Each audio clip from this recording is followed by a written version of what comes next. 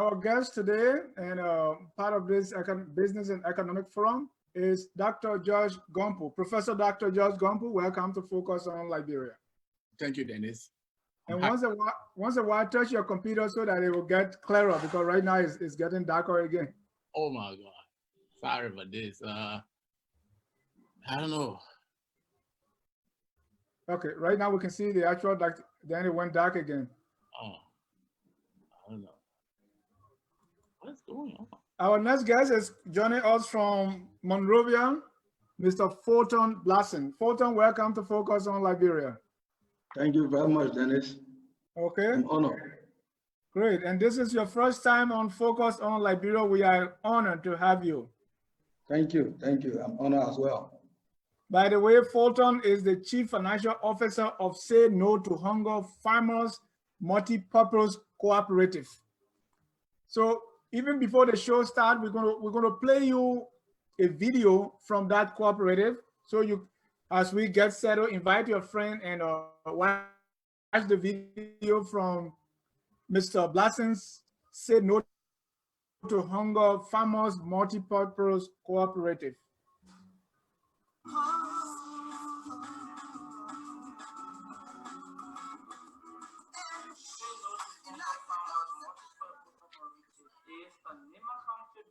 Cooperative dedicated to vegetable production, pig farming or animal husbandry, and the provision of financial and technical assistance to its members. She was incorporated and simultaneously registered in November 2017. This multi-purpose cooperative was funded by highly qualified agriculturists and entrepreneurs with long years of working experience in the field of agriculture, specifically vegetable production and pig farming. It is headquartered in Walela Town, Lima County, Liberia. The cooperative has been in existence for 2 consecutive years and is working hard to become industry lead of fresh vegetable crops and pork meat on the Liberian market. Our 2 major objectives include stimulating vegetable production and pig farming to serve as a pathway out of poverty, and striving to reach the point of sustainable profitability. We are sure of achieving these objectives based on the strength of our team and through the business model of operating on-farm, developing high-quality seed nurseries, and sale to members and other vegetable producers, providing financial and technical assistance to members, breeding high-quality producing pigs, and identifying functional market to sell our produce. Our mission is to become an industry lead in producing and supplying vegetable and pork meat on the Liberian market at fair prices while exceeding customers' expectations. Say no to hunger farm. All right. I want to welcome you again to Focus on Liberia. Our guest today, Dr. George Gonpu, Professor of Economics. Dr. Gonpu, before we even introduce our guest from Monrovia, I just want you to give us a summary of today's program and what we should be expecting. Okay, this program today is about the agricultural sector of the economy. The economy consists of so many different sectors. So we talk about the GDP of the economy, which measures the total income that people earn by working in the economy. Those incomes are earned in different sectors of the economy. And the agricultural sector is one of the very important ones when it comes to Liberia. Agriculture provides more than 70% of GDP right now and has a potential of doing more, and especially in a growing economy. And agriculture is important because we are not food self-sufficient, and food takes a significant part of our earnings. So today we'll look at the state of the agricultural sector. We'll look at why agriculture is important. We'll look at what this cooperative has been doing in order to help revive the sector, particularly from a private investment perspective. And then we'll look at different potentials for Liberians to get involved in agriculture, for Liberians to get involved with promoting farming in Liberia. And we'll also look at the prospects for the future. So that's a coverage of what we will focus on in this program. Thank you, Doug. And joining us from Monrovia is Mr. Folton Blasin. He has a farm. He's an economist and also has a farm. Mr. Blasin, again, welcome to Focus on Liberia. Thank you, Dennis. I'm honored to be here. And Mr. Blasin has a Master of Arts degree in Economic Policy and Management from Makerere University in Kampala, Uganda. He has a Master of Business Administration. He's a Master of Business Administration candidate at the University of Liberia and earned his Bachelor in Economics with emphasis in Mathematics, Quantitative Economics from Cottington University College. He's the Chief Financial Officer for Say No to Hunger Farmers Multi-Purpose Cooperative that's based in Nimba County, Liberia. He's a former Assistant Director for Domestic Economy, Ministry of Finance and Development Planning. He's a former Senior Budget Analyst at the Ministry of Finance, former Legislative Research Analyst at the Liberian Senate, and Lecturer of Mathematics at United Methodist University and Stella Maria Polytechnic.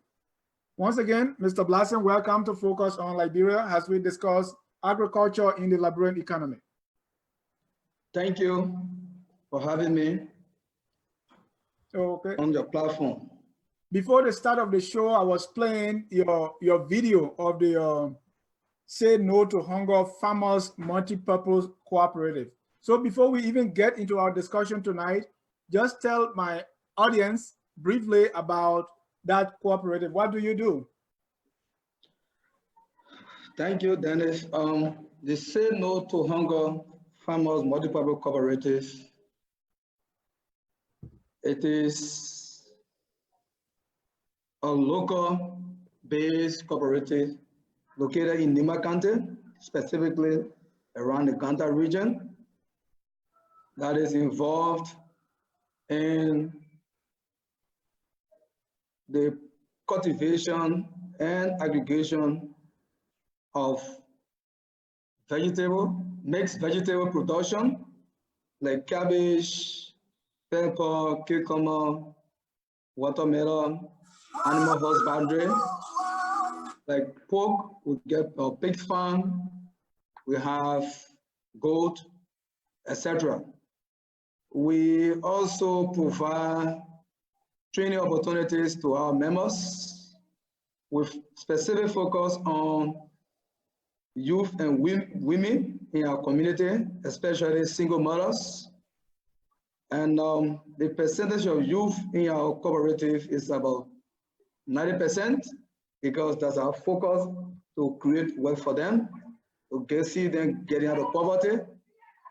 And we saw it fit in contributing to the national economy, because government cannot do all. You, the citizen, you need to contribute in developing your nation, as agriculture is key and important to doing such. Agriculture gives birth to national development. In fact, a lot of countries that have developed, even developing today, rely solely on agriculture for that development. And if you see Liberia today, like pre-war status of Liberia, agriculture took the lead.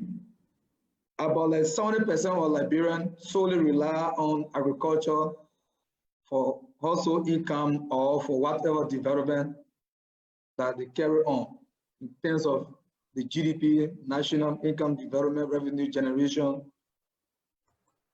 and a lot more. So the Say No to Hunger Multi-Purpose Farmer Cooperative is solely into vegetable production and aggregation, where we see and provide opportunities. We go out there, fetch out some opportunities that deals with other NGOs or government agencies that would see it necessary to come and provide such training or maybe material opportunity for us. And that way we'll also be contributing to the growth of our country. Yeah. So you say it's a cooperative. That means you are not alone. You have other people. Tell me about that piece. How do you bring all those other farmers together to do this? Initially, I sat and had a thought, because I was schooled through the proceeds of agriculture, meaning my father sent us to school.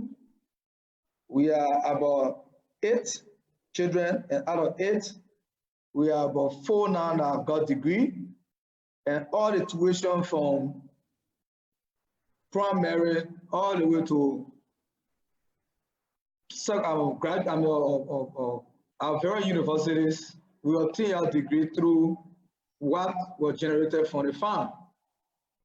And in my community, I saw a lot of vulnerable youth and women, especially single mother, people, women that don't have husbands, but some of them have 4 or 5 children that feed on day alone. And I saw it burdensome. So I decided to form a cooperative, even though they had an individual farm, but the way they were carrying on the farming was not productive enough that could yield any good result in terms of income generation. So I formed a cooperative, and I brought on board Mr. Ezekiel Seti. He also went to school through the same process, agriculture, by going to school, making your own garden or so, paying school fees. So he was fortunate, even at the Cardinal University, it was through agriculture that paid tuition. He did soil science, and he is heading the cooperative, specific. Okay. He is the executive director, and he's a soil scientist. We also have other people on board from dr.nya that have degree or diplomat in agriculture that are brought on board, because I wanted to have people from diverse backgrounds. Some of them are accountants that provide financial services and other services to the cooperative. So by that, we have a crack team that will do our work. So we are now doing it on a scale that is better advanced than before, that people just go make farm because they want to make farm. But now we plan per season. Yeah, and we'll go deep into that. Let me go to Dr. Gonpu to to just connect the dots for us. What is agriculture, and why is it important in the economy? I want you, Dr. Gonpu, to let our viewers know the connection and the definition, agriculture and the role it plays in the Liberian economy. Yeah, agriculture, for our working definition, we're looking at it as basically the production of food, the planting of food, the work that is involved in using the soil to produce food and food crops. And we all know that, I mean, there's no one who doesn't eat. We all eat, and we have to eat every day. And it's agriculture we depend on. It's the whole process of planting food that we depend on to provide our food needs. And so why is it important? Well, it's important for a number of reasons. Number one, we all talk about peace. Agriculture contributes to peace in the sense that agriculture can contribute to political stability. Let's recall history. If we go back to 1979, the rice crisis in Liberia that really formed a basis or contributed to a basis for the political instability in Liberia and the overthrow of the government. A significant part of that was due to high food prices that many of our people could not afford. And when the government decided to increase the price of rice further, people decided to come in the street and protest and call for the government resignation. And that contributed significantly to the political instability in Liberia. So all over the world, not only Liberia, the price that people have to pay for food is significant to political stability. If that price gets out of control and people are unable to afford food, then they're willing to do anything, and they're willing to break down anything and basically move on and call for a change in leadership. So that's one. Two, when it comes to health, good nutrition contributes to good health. And the better the quality of food you have in adequate quantity, the more your health could be sustained and it could be promoted. We know that many different forms of illnesses can be treated through appropriate diet. So diet and good food now is one of the key means that many doctors are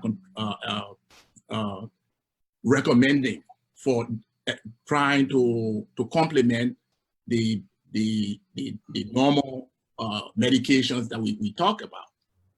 And also the issue of our own self-pride. When you cannot feed yourself, it undermines your self-pride. Just as it would for an individual, it can do so for a nation. So you have a nation that is not able to feed itself, and other people have to help you all the time. I mean, you're vulnerable. You're vulnerable, you're controllable by whoever feeds you.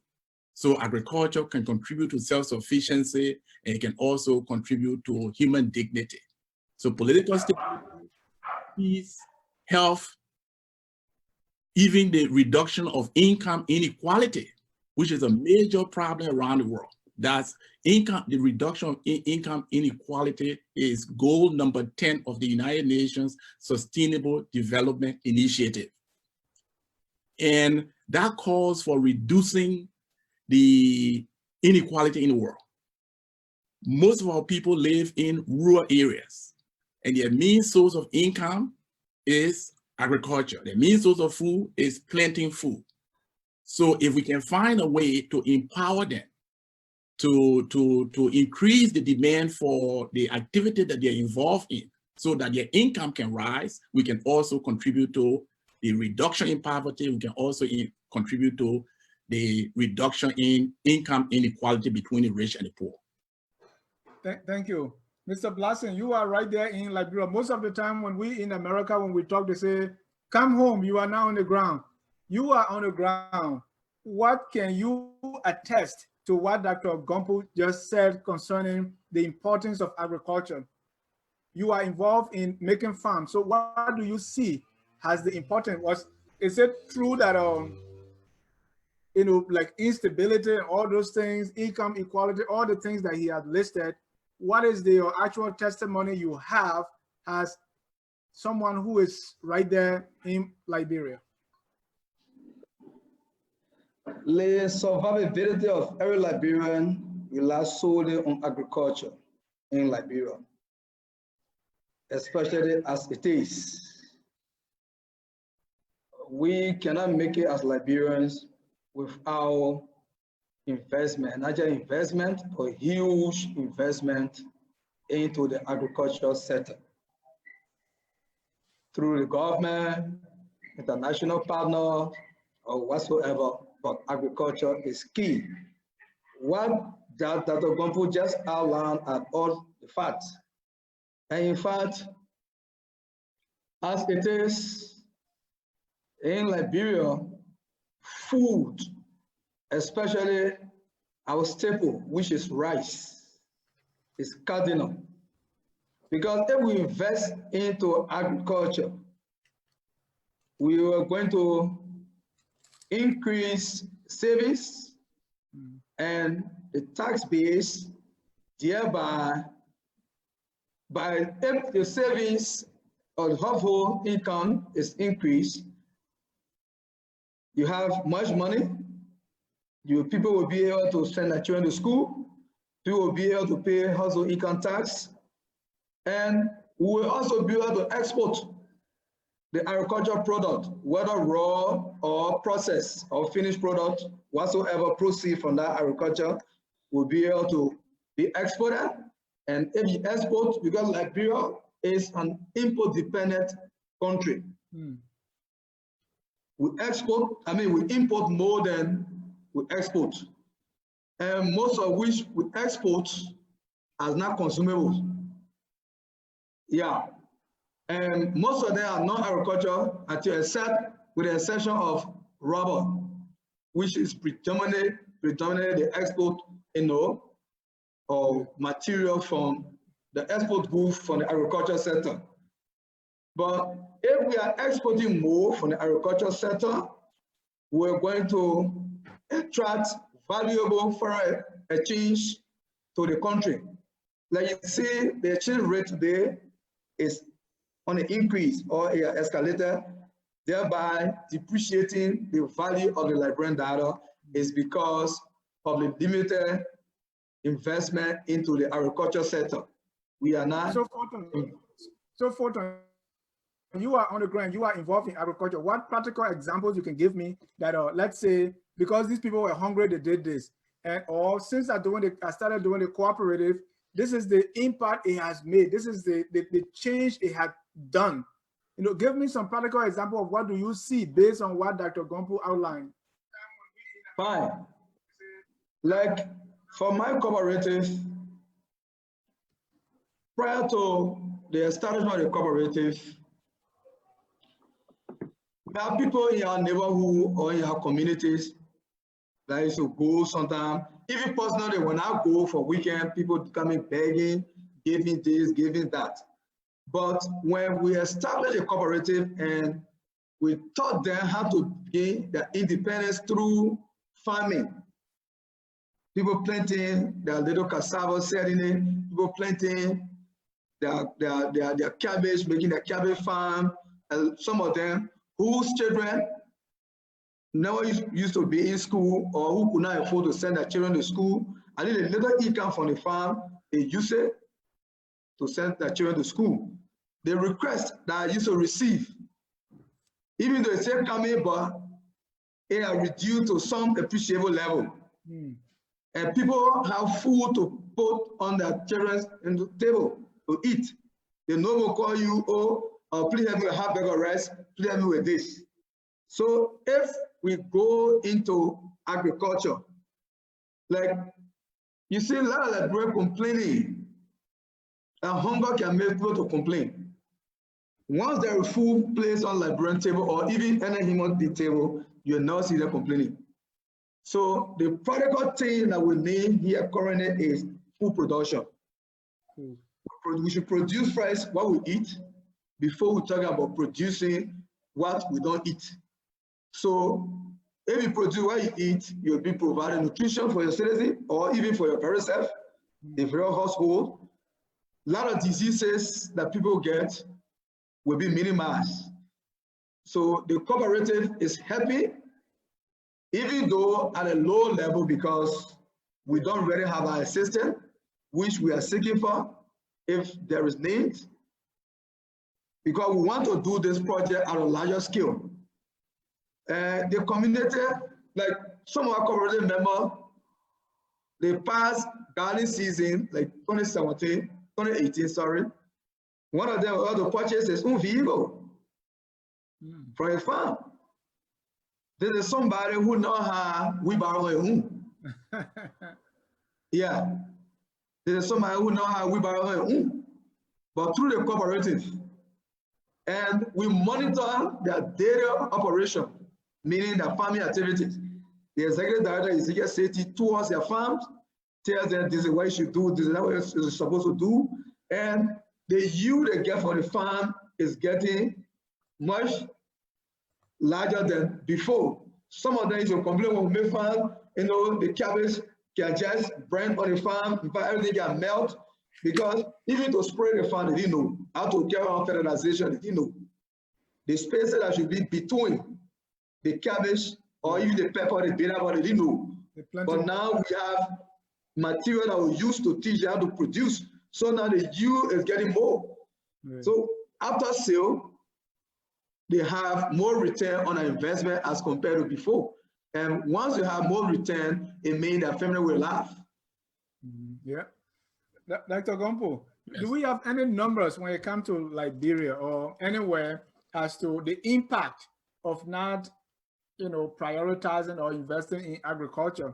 You talk about instability, you talk about malnutrition, which may also lead to life expectancy, diseases, and all these things. Do we have any numbers for Liberia as to the impact of this poor malnutrition or the lack of producing food?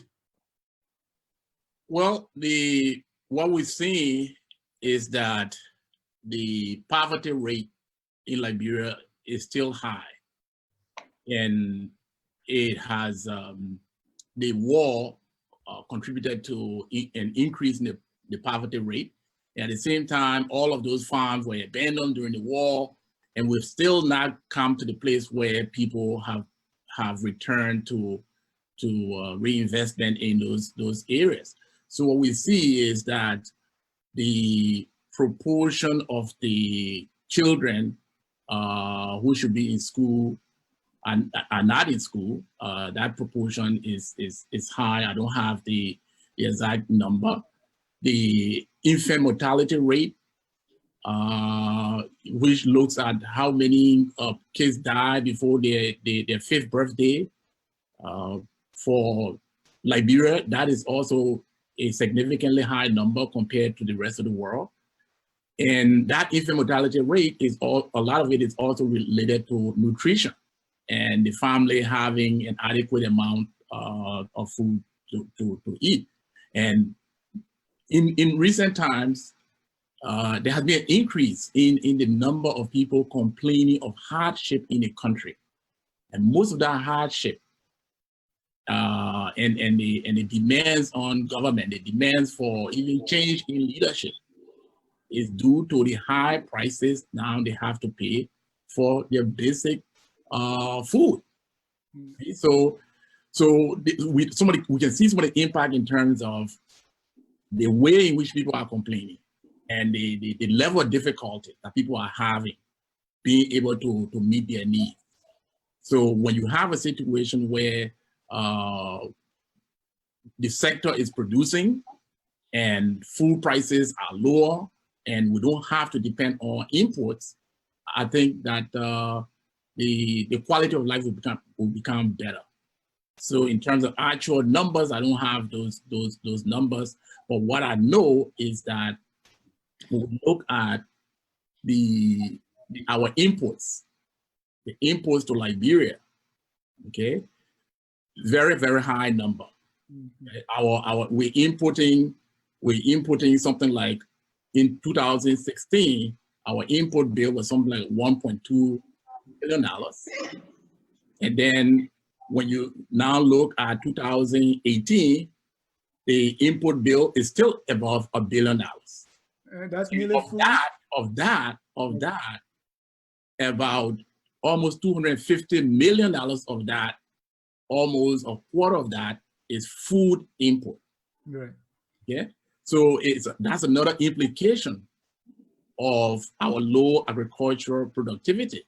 We're talking about food and animals import taking up about a quarter of our total import. So imagine if we were self-sufficient in food production by increasing our agricultural output. All of that money we are giving away to other countries will be left right in the country. Yeah. And what many people don't know is that when we import this food from other countries, we do not pay in Liberian dollars. We have to pay in foreign currency, which is US dollar. So as we pay in those foreign currency, that also put downward pressure on the value of our currency. See? So some of the problems that people are complaining about with respect to the depreciation, although Not all of it is caused by import, but the fact that we are so food dependent is also contributing to the problem of the depreciation of our currency. Mr. Blasin, and I will come to you so we can discuss the current state of agriculture in the country. But let me bring in my my viewers. If you want to join the discussion, you can call. The number is posted 712-770-8002. The code is 229545. So you call and just stay in the queue. We'll come to you. Mr. Blasin, that brings us to the current state of agriculture. When I was growing up in my little town, you know, everything for school, uniform, copybook, everything we did came from the farm. You know, you want to get because school used to close around, I think, July, and then when you're coming back, you have to harvest time. You say go cut red for your flag day stuff, right? So if you can cut your red for flag day, you won't have clothes. Everything came from the farm. Currently, what is the state of agriculture based on what you know on the ground?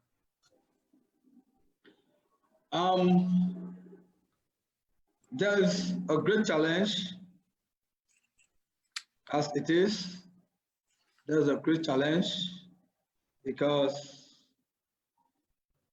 the government is still fighting to do what she can do to improve the setup. So there's a great challenge.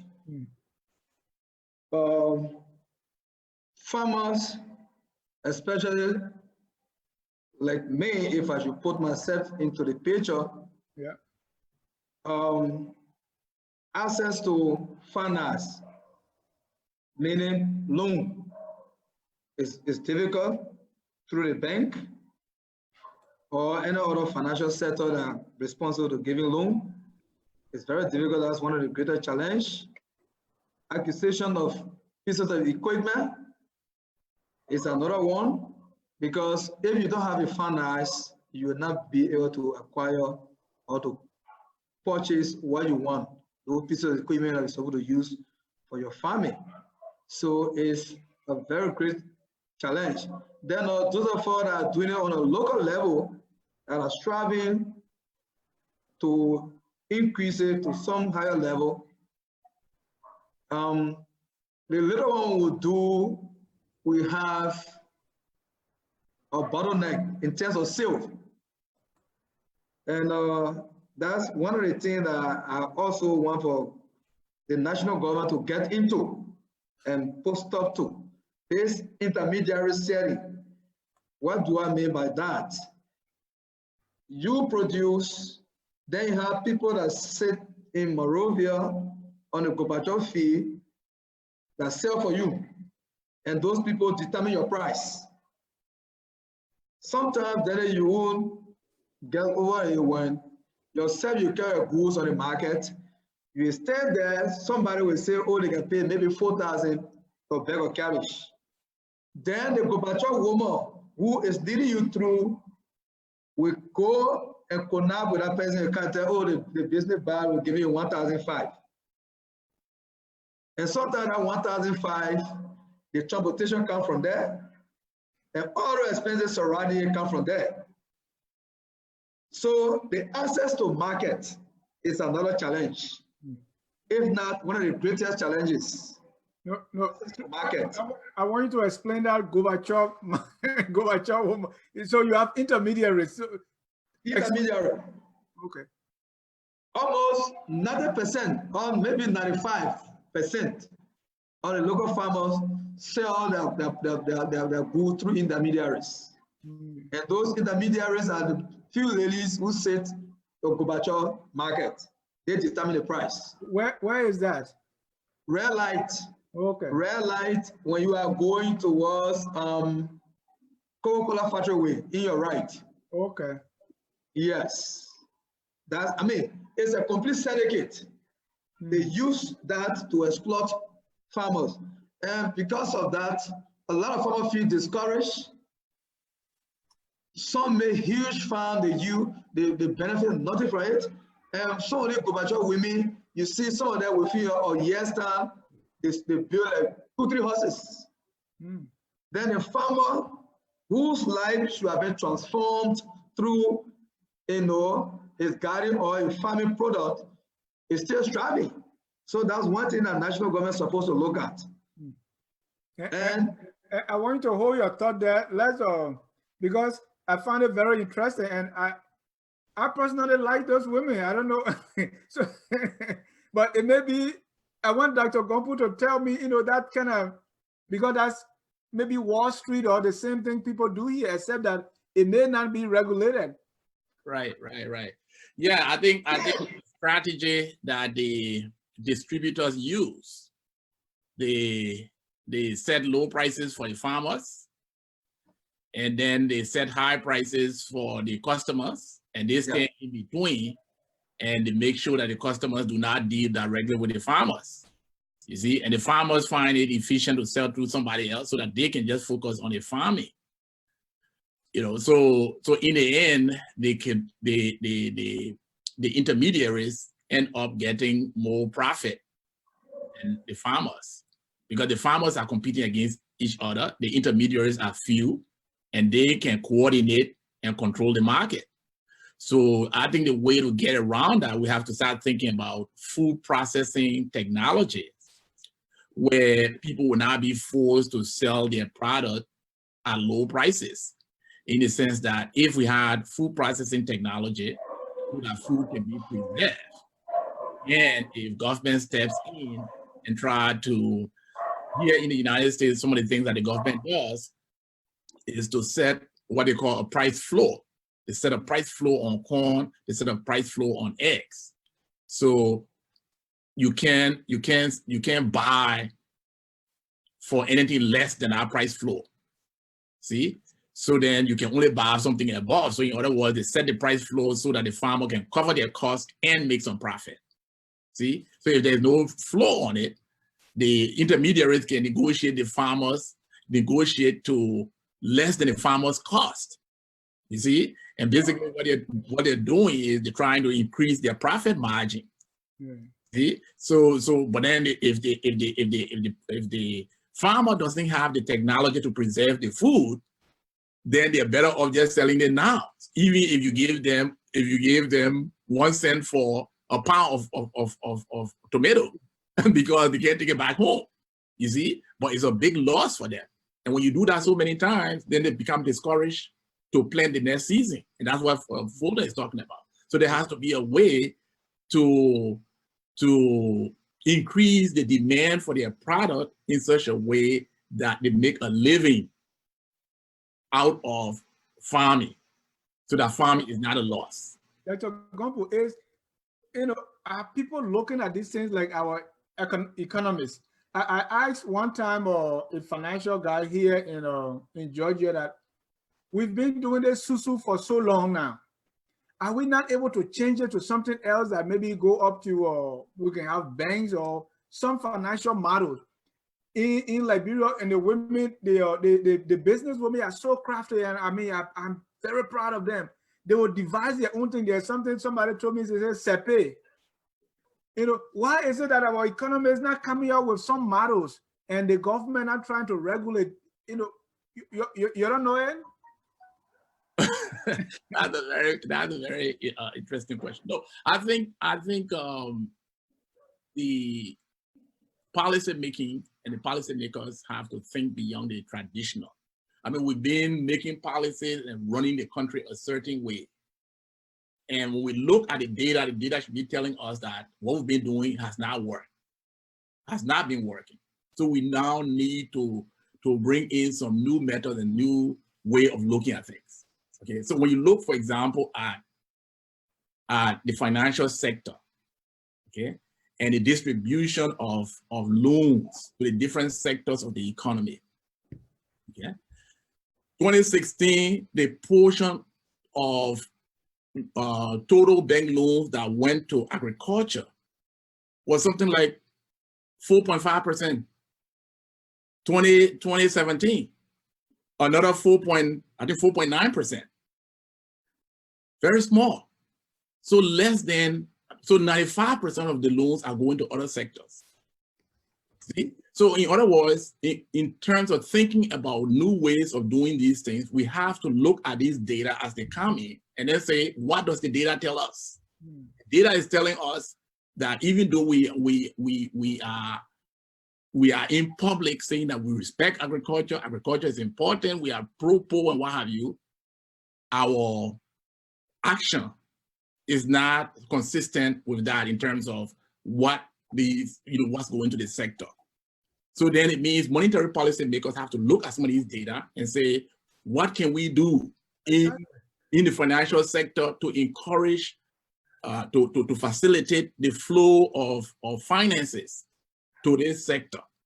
So I don't think it requires any new or sophisticated model. It's basically looking at maybe some of these data and basically developing some policies that will help the sector. And that's what is needed. Folton, what's your thought? Why you guys can come up with something and let it go back your own man and control everything? Yes, that's one of the areas I'm thinking of. We are trying to gravitate from just solely production to aggregation. What do I mean? I want to be the one out of those within the confine of my cooperative or our cooperative to be the one and be selling the goods. By what means? We are looking for support. We've written other international NGOs for assistance to provide us cold storage facility, whether or mobile cold storage or whichever one. It will have that facility stationed to a particular place or in your van. We will be the one to be buying or getting the goods from our real farmers and be storing it in there. If we store those goods in there, we have time land to sell them.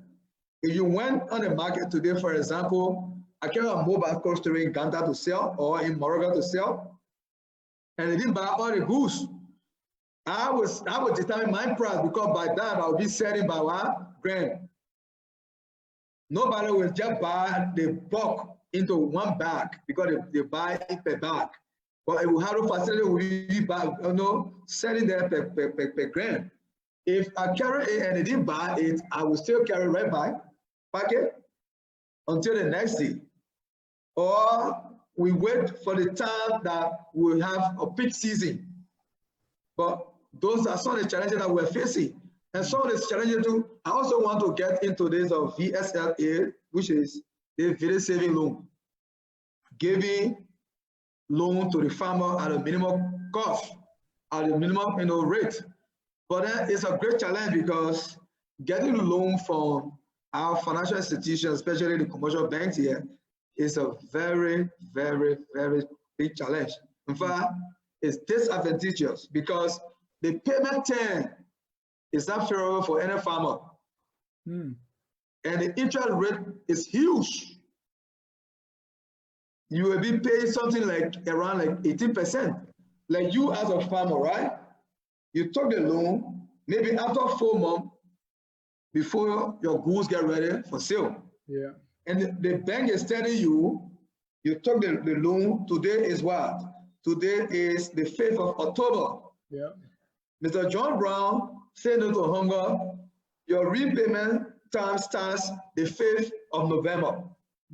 Even though I maybe invested that money, I need to sell before I think about repaying that loan.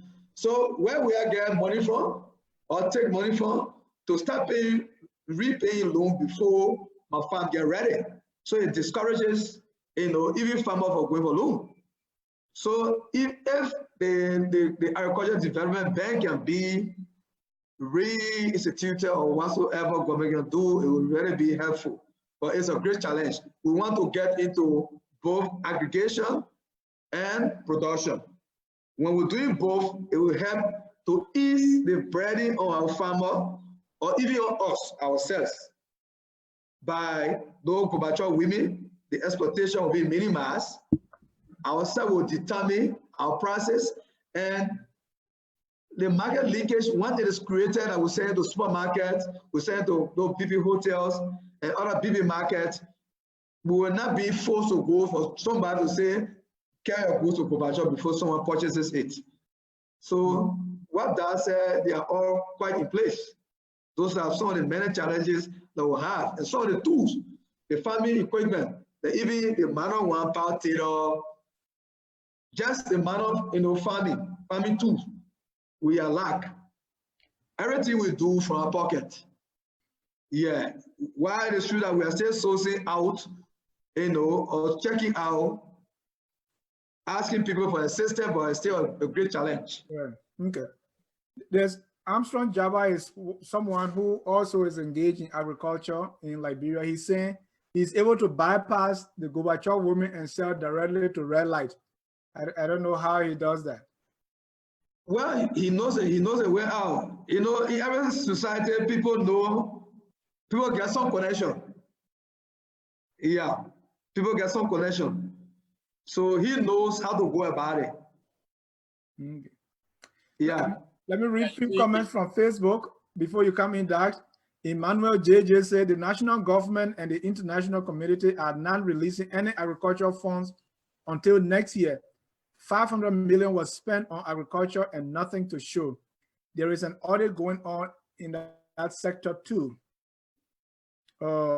Madison M. Camon said, because we had a show yesterday, she said, this is why I said yesterday on the show that Liberian economists have to study the Liberian economic and to do what is applicable for our market or society. They are too much into quantum theory and forgetting what really matters on our domestic market. Ben Naman say also public and private partnership marketing farmers should be set of marketing cooperative. So the cooperative we can do also marketing cooperative. Emmanuel TSA, the whole Gorbachev market needs to be controlled by government. If government controlling the market, isn't that interference? Are they not interfering with that's a free market, right? Or the capitalist market that we do here? Yeah, I think the government can be involved in the regulation of all markets in the country. We have a competitive market, and where you have competition, people will find ways to increase their profits. And even here, the food distributors, the supermarkets make more money than the people who grow in the food. So then what can happen is that government steps in with policies to ensure that farmers' income is maintained or increased, so that the farmers will not be forced to sell their products below cost. Because if you make people sell below cost, yeah, you will make the profit today, but it will not be sustained. After a year, you will get out of that particular farming. At a particular point in time, Liberia, many Liberians do not know, but there have been a time when Liberia used to export rice and other kind of food to other countries. And but when Firestone came, government stepped in to help Firestone remove those farmers from agriculture, from producing food to go work for Firestone. People were forced to leave their farms. Okay, and Firestone promised to start bringing rice to the country, and they were going to bring rice and give it to those workers for free. Now we have a situation where farmers are saying that it's better to be doing something else than farming. So if we want people to farm— Conference muted. Can you hear me? Go ahead. Right, if we want people to do agriculture, we have to make sure that they're making a living in agriculture in terms of the income they're earning. So in United States and other countries, farm subsidy is very important to farmers. So even with the trade war that is going on now between the US and China, farmers across this country have been getting billions of dollars because they're losing markets. The reason why Iowa is important, that much of the presidential election activity starts in Iowa, is because the farm and the farmers are important.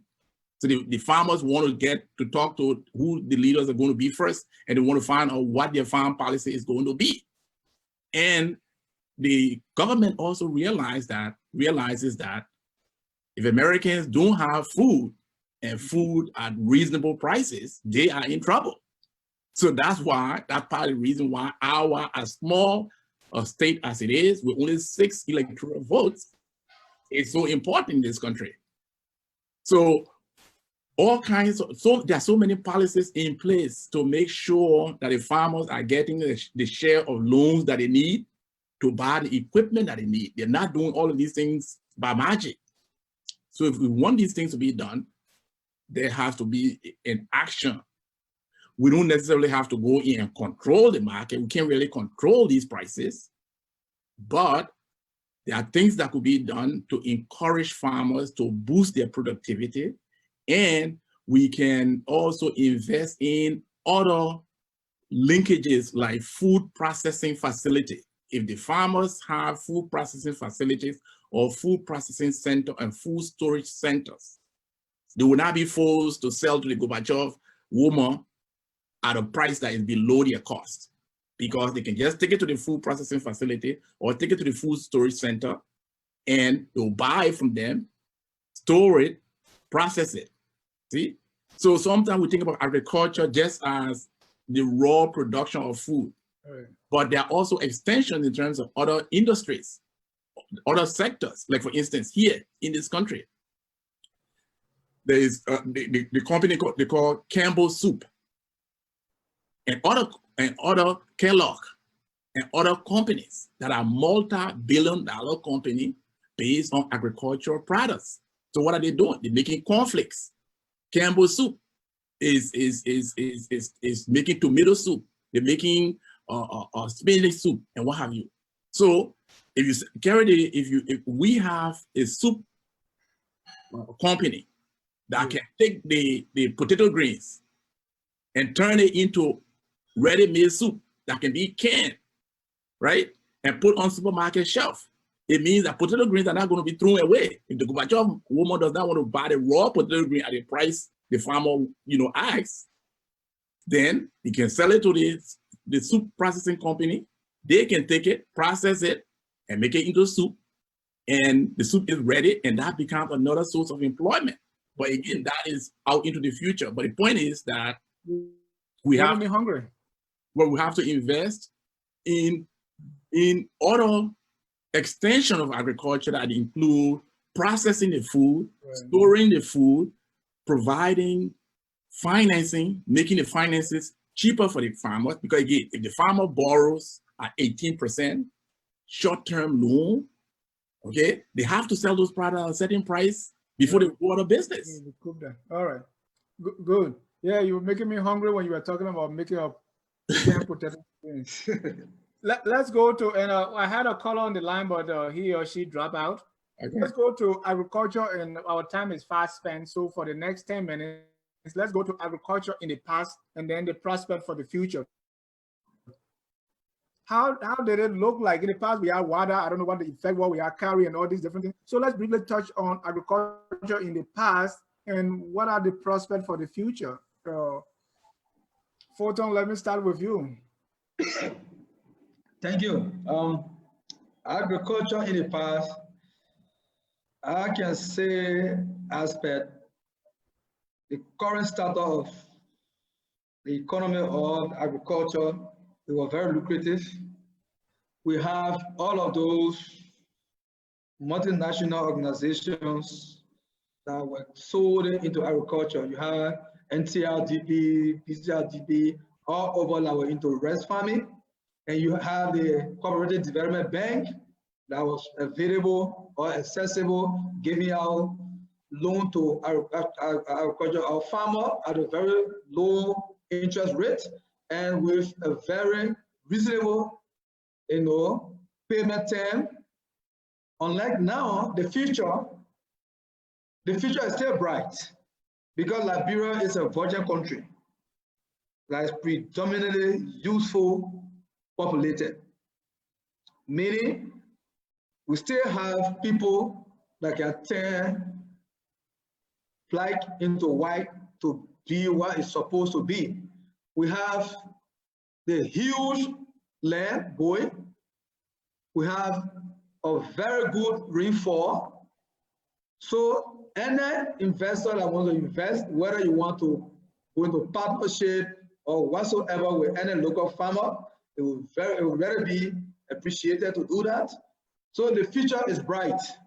The only thing we just need to work on 1 or 2 modalities to see how we can right the wrong. So if you look at agriculture yesterday, meaning in the past, and as compared to today and as to the future, there is still a potential, especially with a country that the youthful population is around like approximately 65%. Dr. Gonpu, let's look at agriculture in the past and what we see for the future. Yeah, agriculture has always been important in the Liberian economies. In the past, Liberia has been an agricultural country, and the very origin of Liberia, the name, before the name Liberia, like that area was called the Green Coast. It was called the Green Coast for a reason, that this was a place where you could get food, you could get products, you could get agricultural products, good pepper. And so even the Europeans used to, when they traded in Liberia, those are some of the things that they took back, agricultural products. So they named it the Green Coast. So now the agriculture continued to be important. Most of our people still live in the rural parts of the country. Only about a third of the country, a third of the population live in urban areas. Those urban centers, they want to buy food and they look up to buying food, but they also depend on food produced by farmers in the country. And if they can't find locally produced food, then they also have to supplement that with imported food. What has happened in the 70s, you had a situation where the Turbo administration emphasized agriculture because he himself was also a farmer, and all kinds of different incentives were put in place to encourage agriculture. So the different agricultural development projects developed, and we also had the Liberia Produce Marketing Corporation, which was helping in marketing agricultural product and also helping to stabilize farm prices. And by looking for markets for agricultural product and by trying to stabilize farm prices, there were big incentives for people to become agriculturists. Yep. Even at the University of Liberia, the Turbo government put a lot of emphasis on agriculture to the point where there were extra incentives for people to major in agriculture. So the number of people, the number of Liberians studying agriculture were increased, and agriculture income as contributing to our total output was also increased. Now, following the war, we've seen that the Agricultural Development Bank has basically gone under, and people are trying to rebuild, and so much of the skills have been lost because many of the people who were born during those crises and never grew up on farms, they don't have the skills. At the same time, the technology in agriculture is still traditional, it's still manual. So the difficulty of the work in agriculture, or the challenge of the work in agriculture, has also turned off so many of the youth. So we have a large number of youth now who don't want to have anything to do with agriculture. And part of it, the reason is because the income is low. Some of the reasons also because it is really not fun anymore to be doing manual labor. So that is the kind of situation we have right now, when there is a big gap between our need for food because the population is growing and the amount we're producing. So there's a big gap between what we need. So there's a food deficit, and sometimes people call it, we are basically like food insecure. So that presents a challenge, and it also presents opportunities for the future. It requires us to begin to look at our sector, to look at some of the opportunities that exist there. For example, it could be an income generating sector, because again, there are just so many unemployed people. Yeah. Poverty rate in the country is still very high. Okay, so when we look at the World Food Program, the Food and Agriculture Organization of the United Nations, and these different groups, these groups buy food to be shipped to Africa. This could be viewed as an opportunity to think about how we can boost production in the agriculture sector. And in order to do that, we cannot just do it the old-fashioned way anymore with just cutlasses and manual labor. It's good that so many young people, some young people are developing interest in the sector. It's good that people at Folton, well-educated, but they're also supplementing their income with farming as well. So it becomes an opportunity for government as well as the private sector to get in there and begin to connect with these young people, to study their needs, and to implement policies that will facilitate their activities, make it easier for them to expand production. Ask the farmers, for example, what will it take for you to quadruple your production? Do you need loan? What kind of equipment do you need? So I think if we can do some of these things, first, we will be able to feed ourselves, so there's a prospect for that. And we'll also begin to feed other people in the world, especially in some of the landlocked countries. And agriculture can also be an income generator, not only for the farmers, but for the country itself. Yeah. Yes. Thank you. Jesse Blasin on Facebook said the Liberian government is not interested in prioritizing agriculture, so we will keep depending on other countries for survival. In Nigeria, they will say, God forbid, we will not, we'll get out of this. Let me bring in a caller from, Caller, your name and where you calling from? This is Armstrong Jabba calling from Louisiana, the USA. Armstrong, welcome to Focus on Liberia. Your question or comments? Yeah, it's my comment, my brother. You see, the problem we have in Liberia needs a lot of thinkers. We need thinkers to solve our problems. Presently, our government don't have no money to give our farmers. You see, what I did was I started this in 2014.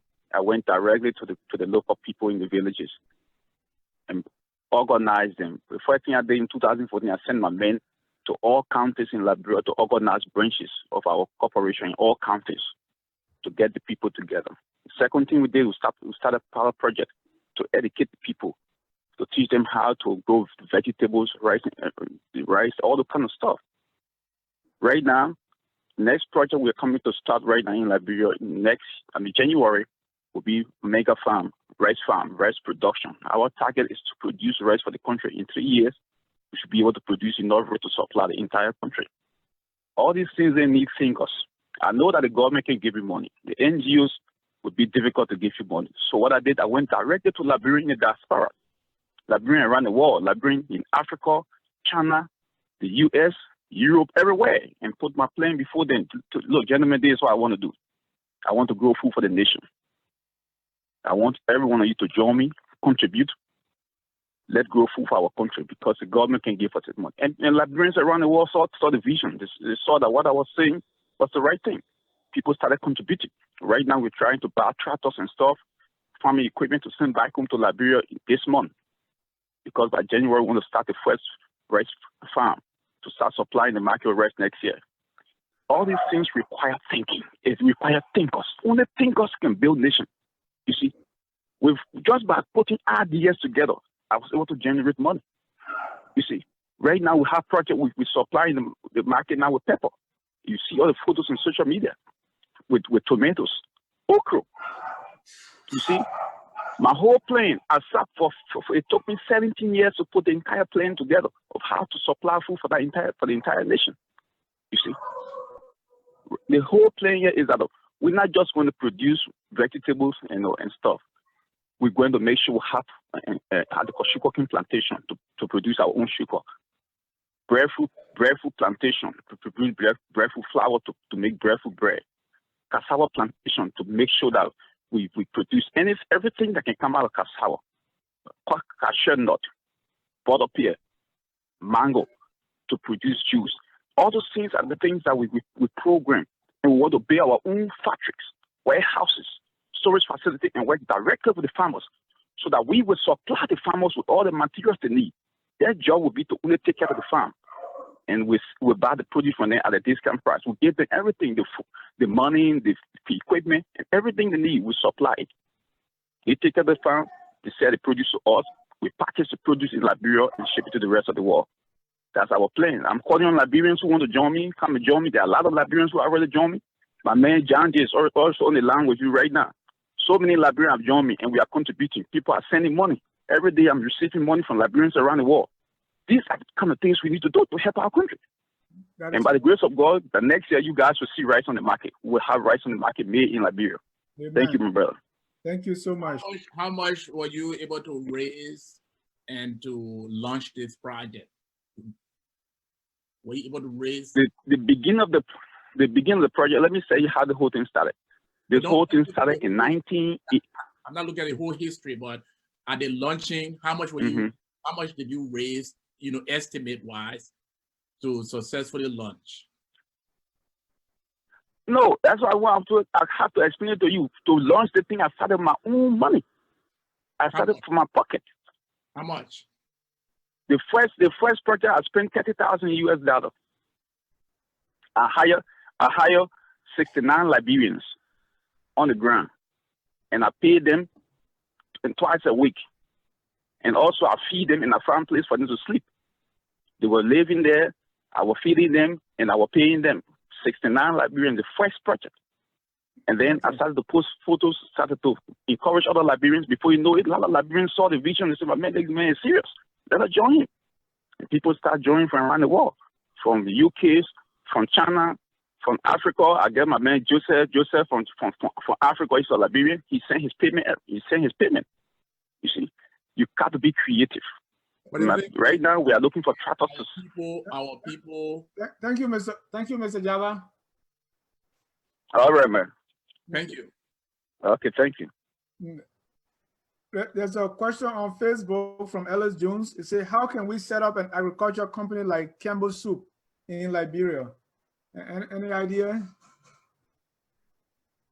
Well, that's why we're looking for entrepreneurs. There are again, we have to have some other discussions as to how we expand entrepreneurship and how we train entrepreneurs in Liberia. We know we got some entrepreneurs, but these sectors are interrelated.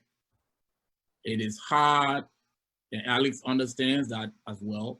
It's hard for an economy to develop without a viable, credible, strong financial sector. Okay, and the financial sector is not operating alone. So we need now in the financial sector, especially at the monetary policy level, at the central bank level, some vision as to how this economy is going to move. That is why now the new policymakers being brought on board have to be visionaries. Not just people who come in to keep the books to say, okay, let's do the accounting work. That's, is being automated.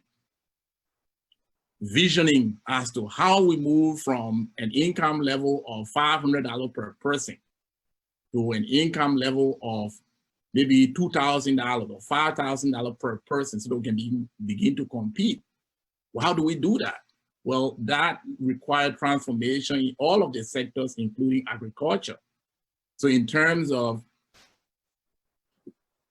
company like Campbell Soup, it definitely means what? You got to invest also in the energy sector. You need electrification, rural electrification, so that those who are setting up company will not go through the whole difficulty of building their own generators and fueling the generator every time. And then the financing aspect is important. If the financing cost is not going to solve all the problem, but interest rates are high, the terms of the loans are very high. See, so if government begin to prioritize to say, okay, this year for agricultural financing in the budget, we're going to contribute $20 million per year for the next 10 years. Okay, so that's what 200 million for the next 10 years going directly into the agricultural sector. You might even have some banks from around the world, including the UN, contributing for revitalizing the agricultural sector, and that money goes to commercial banks, managed through the central banks, and that is earmarked, the American people say, just for agricultural loans. And those loans then could be giving a very low interest rate and monitor effectively. So when you do that, then entrepreneurs will be able to come from that fund and say, okay, I want to set up a food processing company. Okay, if I want to eat GB, for example, there are ways to do it so that you don't have to wait until the next day. I can go to the supermarket, you know, and maybe the food is already half prepared or already prepared. You just take it, warm it up, and it's ready to go. In this country, 1 o'clock in the morning, you want to eat. You can go to any supermarket, you go to the appropriate aisle, you got food there that is already frozen. We talk about Campbell soup, but so many of them are doing it. You got frozen food, they got canned food, they got dry food. And this is all agriculture extension into multi-billion-dollar companies. It has to be supported. It has to be easy to get the financing. And it has to be easy to build it. Unfortunately, it looks like we are paying lip service to agriculture. Everybody talk about agriculture, but if you look at the budget, you know, agriculture support is low. If you look at even we ourselves, a lot of people don't even make garden behind their houses, but still we talk agriculture. I think it's been a fantastic show that we can conclude now. But before we draw down the curtains, I want to get your final thoughts. Mr. Blasin, let me start with you. Thank you. Like what Armstrong said, I think he said he talked about 17 years to get to where or to reach to where he is today. So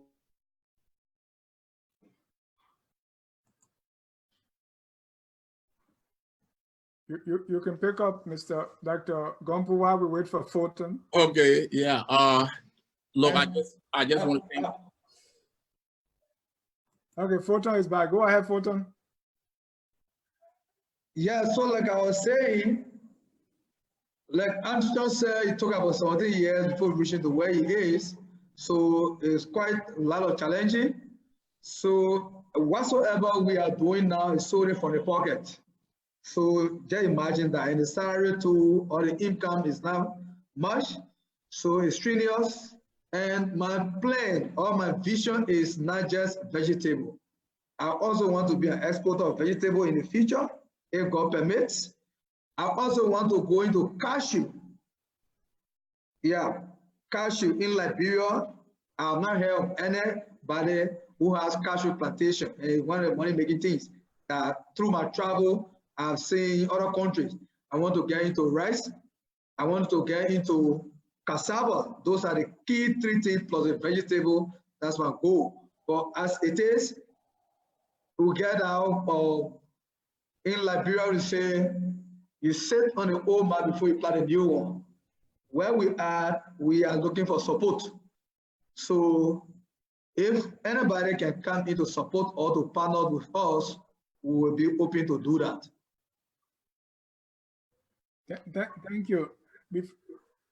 Dr. Gonpu, before I bring you in, let me read this comment from Dave Jha on Facebook. He said, you asked an important question regarding systemic thinking.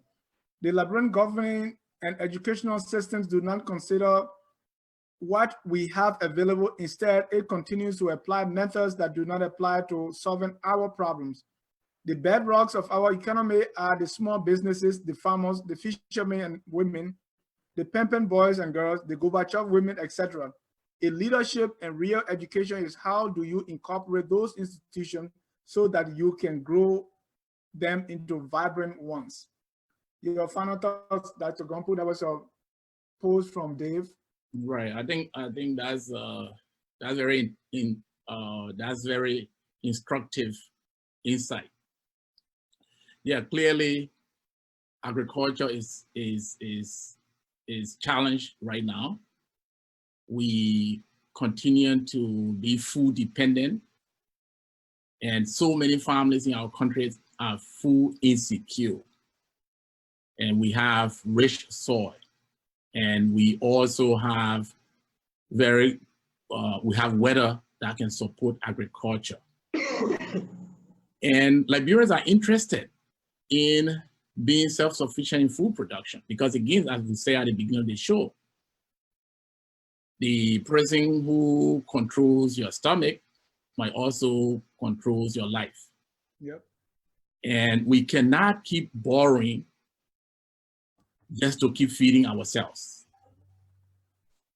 Right now, we are importing over $200 million of food products every year. And what are we giving in return to those people? Because when we depend on food imports, we're basically saying that those countries that are sending those food to us should send their people out to plant those foods so that we can sit back and eat. So what are we giving in return for the food that is coming in? Well, we say we basically are giving maybe iron ore and gold.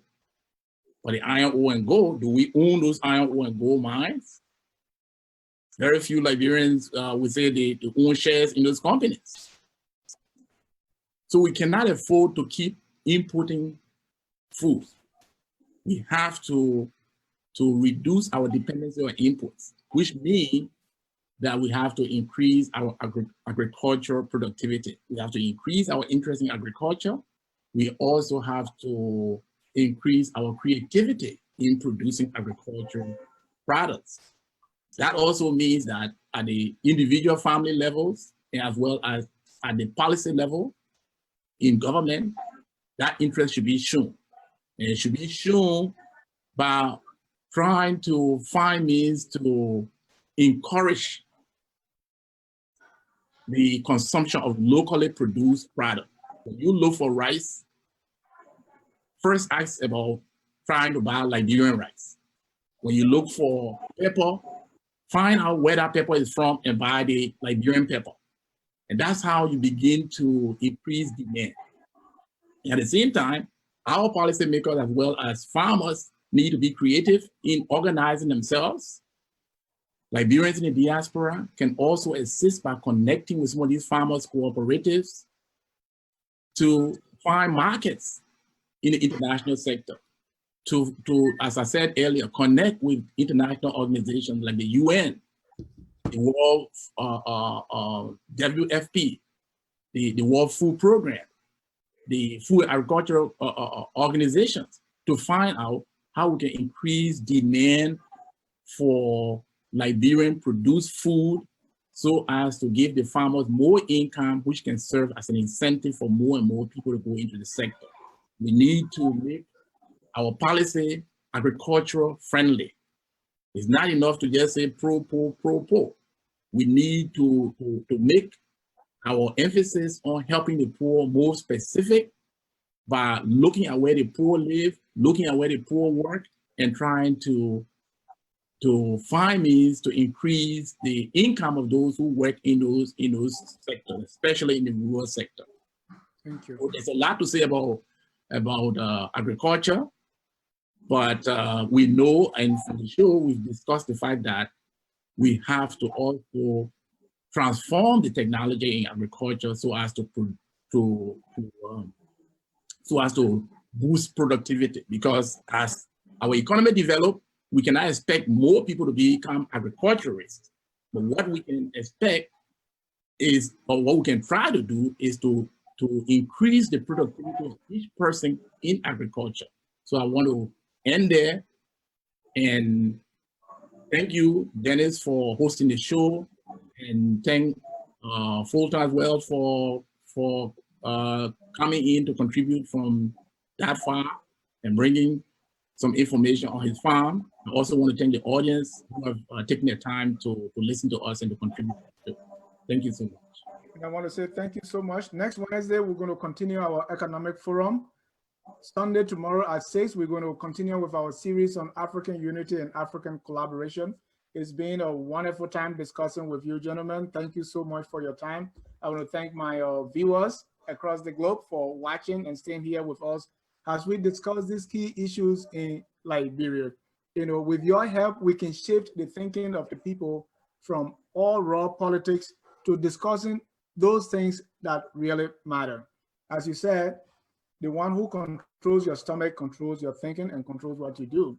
Empty belly cannot stand, we say in Liberia. So since we are hungry Liberians, we are not standing. I don't know if we realize that.